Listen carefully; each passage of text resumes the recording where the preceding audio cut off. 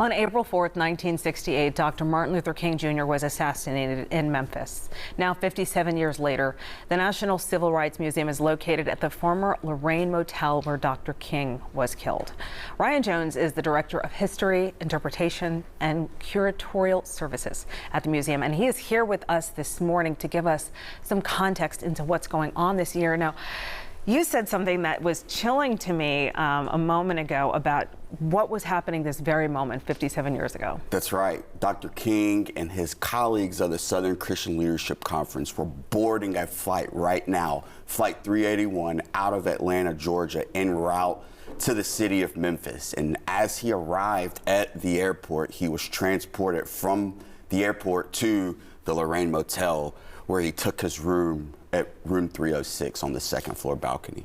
Did I read, was there some controversy about where he was staying? Yeah, Dr. King at this time in the civil rights movement was practicing racial integration. With the passage of the Civil Rights Bill, he was able to stay at other integrated hotels, which were once segregated, like the Peabody and the Holiday in Rivermont. On this very final trip, it was a press report that was leaked that stated that Dr. King was hypocrite. The Commercial Appeal newspaper, right? Correct. Yeah. That Dr. King was not practicing at the all-black-owned Lorraine, and so on this time, he does stay at the Lorraine, and his room was changed in the final day. And so his location was just kind of like it was actually posted in the newspaper. That's correct. Not only did the public know that Dr. King was staying at the Lorraine, they knew that he was staying in room 306 on April 3rd and April 4, 1968, 57 years ago. Wow. And so the museum's using this time to not just commemorate Dr. King's work, but it's also a call to action. Can you just speak on his works, what he was doing? You know, let's not forget. Sure. Well, you know, this moment is such a heavy day for us at the museum. We're having this incredible commemoration tomorrow starting at 5 p.m. where we will reflect the life and legacy of Dr. King's assassination. We'll have an iconic speech, keynote address by Dr. Siobhan Arlene Bradley, who is the president and CEO of the National Council for Negro Women. We'll have a dramatization theatrical from Hattie Lou Theater, as well as the Tennessee Mass Choir and Mrs. Deborah Manning Thomas. But our theme this year is How Long Not Long. 60 years ago, Dr. King delivered this iconic address in Montgomery, Alabama at the Alabama State Capitol after he and John Lewis and so many others crossed the Edmund Pettus Bridge to remind us that the arc of the moral universe is usually long and it bends towards justice. What is the call to action? The call to action is to remember this history, to apply Dr. King's principles of his pillars of nonviolent direct action, as well as his beloved community, and to take his teachings and his writings that he gave his life for. You know, at the very young age of 39, he's talking about these things to bring a racial unification of the people so that we can move forward in our country.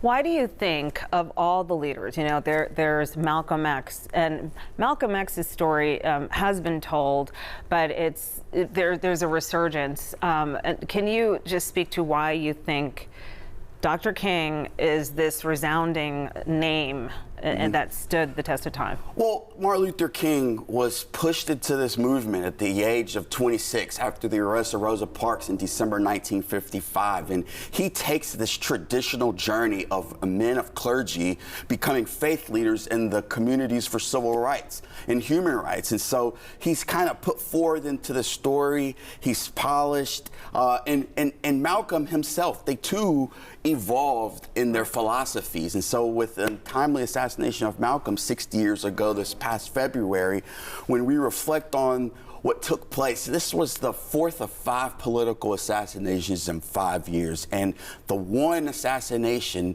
that erupts in civil unrest was the murder of Dr. King in our city of Memphis. Over 100 cities had public uprisings in the response to his assassination, a man who fought for freedom, justice, and equality, and does so non-violently. How do we get tickets, and what will the day look like? I mean, is it, Sure, so tomorrow we'll open normal at 9 a.m. at the National Civil Rights Museum. We will begin our commemoration at 5 o'clock p.m.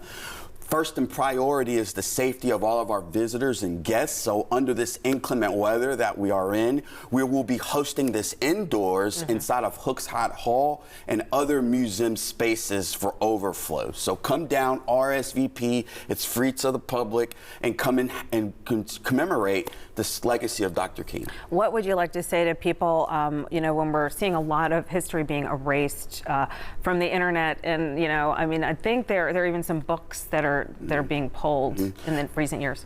Always rely on primary and secondary sources. This history of this country, this history of the Black freedom struggle is not an idea. These are facts that occurred. In order for us as a country to move forward, we have to acknowledge and reconcile it, no matter how difficult and unfortunately heavy it might be. But in order to do that, we have to come together as one so that we can propel forward. All right, thank you for being the bearer of the story of the Civil Rights Museum.